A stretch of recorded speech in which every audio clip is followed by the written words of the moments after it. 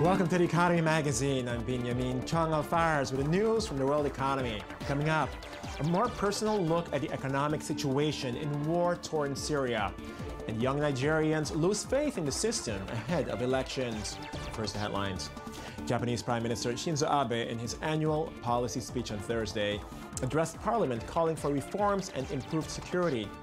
Abe urged companies to raise wages to sustain growth as the economy climbs out of a recession triggered by a sales tax increase last year.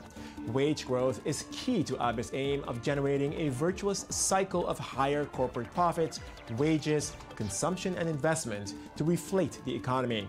Japan's recently re-elected leader said he aimed to achieve economic revival, fiscal consolidation, and social security reform simultaneously. It's obvious what we need to do. It is just a matter of doing it or not. What's required of this parliament is not just to criticize, it is to act. It is to move decisively towards reforms. Let's push forward with these daring reforms with the future of Japan in mind. Eurozone ministers failed to agree on a way forward with Athens during their first meeting with new Greek finance minister Yanis Varoufakis. The two sides will continue talks regarding the extension on the international bailout Athens requested on Monday. Varoufakis played down the failed talks, saying they heard many different interesting opinions and believed a deal on Greece's finances could be reached on Monday. Eurogroup chairman Jeroen Dijsselbloem said there had to be a political conclusion before the institutions could work with the Greek authorities. As I said, we didn't come to joint conclusions, and if you don't come to joint conclusions, you can't make a statement or put out a statement. So that's basically all I can say about it at this point. Switzerland outlined its plans to curb immigration, but the proposal prompted condemnation from the financial and pharmaceutical sectors. Under the measures unveiled on Wednesday, quotas will apply to foreign workers who are in Switzerland for more than 4 months. Recruitment priority will be given to Swiss residents, with a special focus on women and older individuals. Pharmaceutical and finance industries, which hire a high number of staff from the EU, oppose the move, fearing it would put them at a disadvantage to corporations in other countries. Total plans to eliminate 2,000 jobs by 2017 and sell assets worth $5.5 billion this year as it adapts its business to sharply lower oil prices. The company, one of Europe's biggest oil producers, will also freeze the hiring of new staff as part of plans to cut costs by $4 billion. Total swung to a net loss of $5.66 billion in the fourth quarter from a net profit of $2.23 billion a year ago. The French oil and gas group said it aims to reduce costs to turn a profit with an oil price of $70 a barrel compared to $110 a barrel last year. But for now, crude oil continues to hover close to $50 a barrel. British authorities may follow a trail set by their U.S. counterparts to investigate allegations that HSBC Suisse helped its customers dodge taxes. Prosecution against the bank hinges on whether the bank sent staff to the UK to advise clients on how to evade British taxes. The United States' successful trial of UBS and Credit Suisse last year relied on the fact that Swiss bankers traveled to the U.S. to drum up business.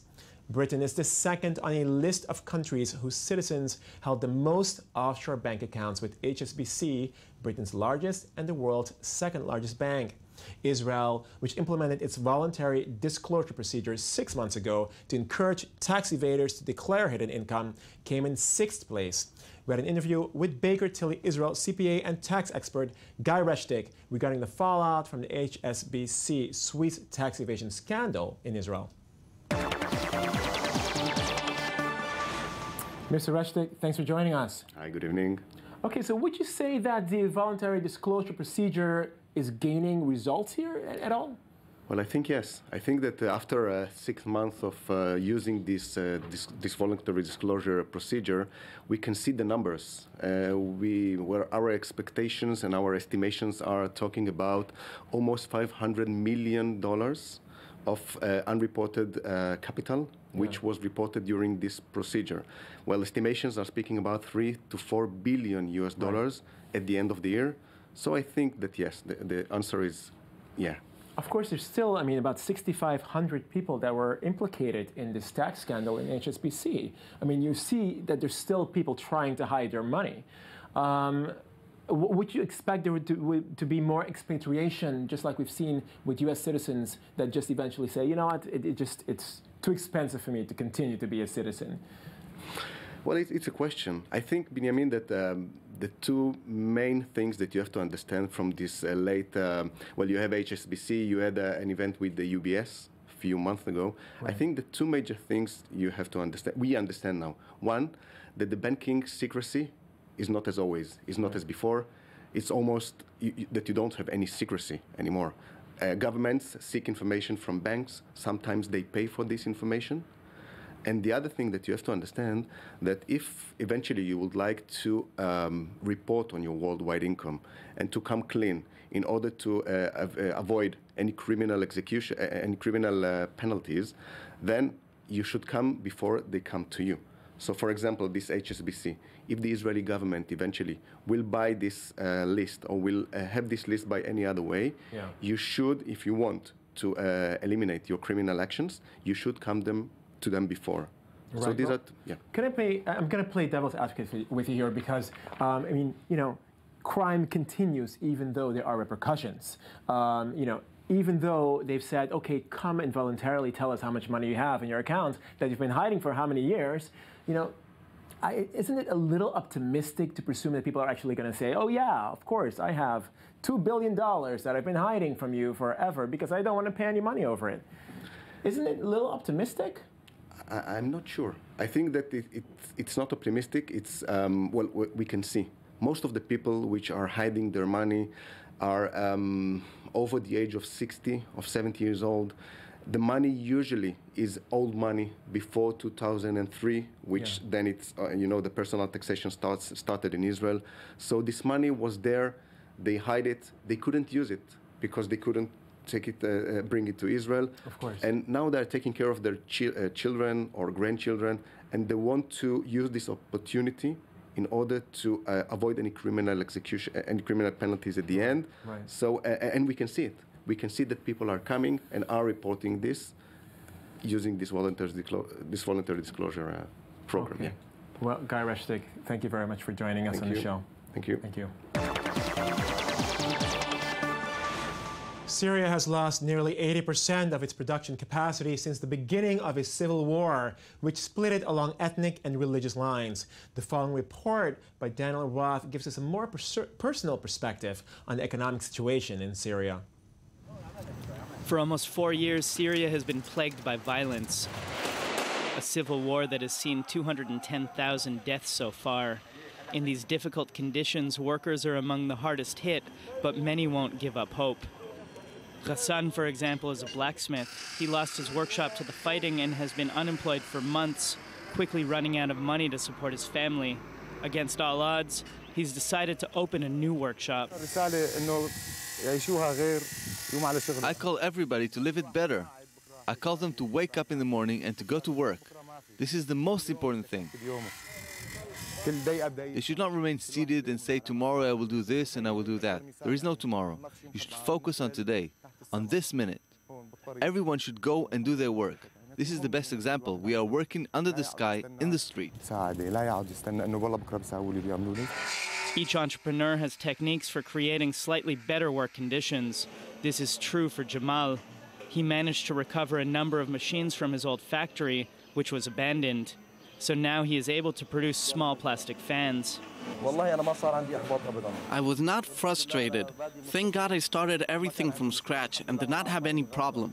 I was not affected a lot. I told myself, I'm staying in this country and I will get the machines and work no matter what, and that I will not leave to any other place.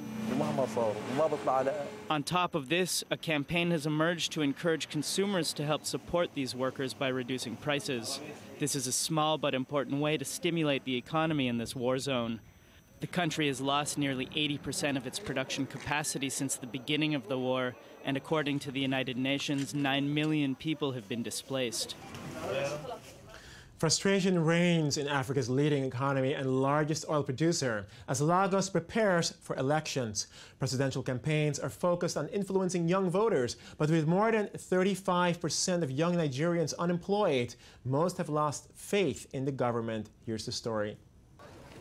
Ola works as a tout, finding passengers for the motorized rickshaw taxis that throng the streets of Lagos. He left school at the age of 10 and now earns just a few dollars a day.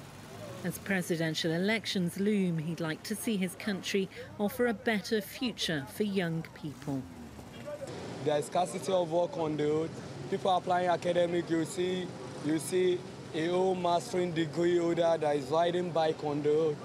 We have a scarcity of economy, scarcity of everything in Nigeria. At a hairdressing salon in a working-class area of the city, Perpetra is also concerned about the situation. At 20, she's already tired of the promises made at election time. What matters for her is security and education. Our Chibok girls are not yet back. So I don't know what government are still doing about that. As I can hear from their campaign, they said if we can vote for Buhari, that they will give us, they will bring back the Chibok girls. So we don't know what they're doing about that now. So if they can work on it, especially in the education level also, will give us a sound education, make social amenities for us, we can go for them. Nigeria might well be Africa's leading economy and the continent's biggest oil producer, but more than 35% of under-25s are unemployed, a devastating figure that's created mistrust of politicians who are regularly embroiled in corruption scandals. What some people are saying, are arguing, is that if we can vote out the ruling government this time around, politicians, will, especially since it's an incumbent, politicians will begin to understand that the answer to us. So there's that divergence of opinions. Some believe that there's no point, while some believe that we should be patient and keep trying until we get it right. On February the 14th, young people in Nigeria will have to choose their next president. The incumbent, Goodluck Jonathan, is up against the former military ruler Muhammadu Buhari. Both men have based their campaign around the young, in a country where 43% of the population is under 15. The post-2008 influx of institutional money into hedge funds resulted in a marked increase in their operational sophistication and transparency to investors. Today, hedge funds are no longer restricted to institutional and high-net-worth individuals, as retail investors have gradually shifted their investments into the global industry. Giordana Mosseri, Managing Director of the Hedge Fund Advisory at investment management firm Clarity Capital, is here with us to explain why this is happening. Ms. Mosseri, thanks for joining us. Good afternoon. Yes. So is it true that hedge funds are no longer exclusive to so-called elite investors? Yes, indeed. So let's make a broader picture. So for a long time, hedge funds have been an exclusively investment for high net worth individuals, very rich people, because they were highly unregulated and they used to take a lot of risk. The liquidity was not so high, so only very rich people were able to access to those type of funds. So for us, for the normal people, hedge funds are strange product that are slightly mysterious. Exactly, mysterious. And since 2008, things have been changing a lot, even before. But let's say that since 2008, the regulators started working hard and make things very transparent. So to give access to more normal type of investors. So we saw pension funds, endowments that are investing heavily in the hedge fund space. And not only, the hedge fund space is shifting to be more liquid and more accessible to small investors. What exactly counts for their growing popularity, though? Basically, the portfolio managers are trying to create vehicles that are replicating somehow the hedge fund strategies, so very unique strategies, but in a more liquid fashion. And so you can get in and get out from hedge funds or liquid alternatives that are called in a weekly basis or sometimes even daily basis. Okay. Of course, it's only the most liquid portion of the portfolio. Okay, why choose hedge funds over equities in last comment? Because in the last period, markets are a question point. We expect interest to rise. We don't know very well where market will go. So hedge funds are hedging, so are protecting, and they're not correlated to the market. Okay. Well, thank you very much, Giordana Moselli, for joining us on this show from Clarity Capital. Thank you. Happy to learn more about hedge funds, and this takes us to the end of the show today. Thank you very much for watching The Economy Magazine. I'm Benjamin Changlafares. We'll have more for you tomorrow and, of course, next week. Thank you.